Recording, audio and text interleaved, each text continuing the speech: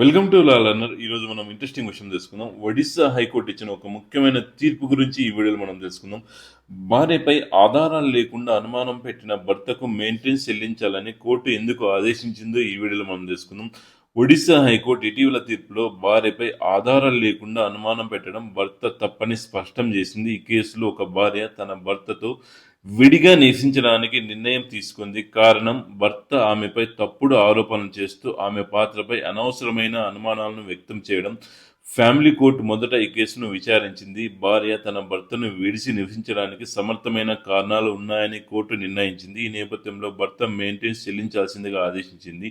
ఈ తీర్పును భర్త హైకోర్టులో సవాల్ చేశారు. అయితే హైకోర్టు ఫ్యామిలీ కోర్టు యొక్క తీర్పును సమర్థించింది. కోర్టు తెలిపిన కీలక విషయాలు ఏమిటంటే, భార్యకు తప్పుడు ఆరోపణలు చేయడం కుటుంబ శాంతిని దెబ్బతీస్తుందని, ఆధారాలు లేకుండా భార్య యొక్క పాత్రపై అనుమానం వ్యక్తం చేయడం హింసకు సమానమని, భారతీయ చట్టం ప్రకారం భార్యకు ఆర్థికంగా సురక్షితమైన జీవితం కల్పించడం భర్త బాధ్యతని కోర్టు అభిప్రాయపడింది. కోర్టు యొక్క జడ్జిమెంట్పై మీ ఒపీనియన్ని కామెంట్ రూపంలో తెలియజేయండి. Please subscribe my channel. Thank you for watching video. జై హింద్.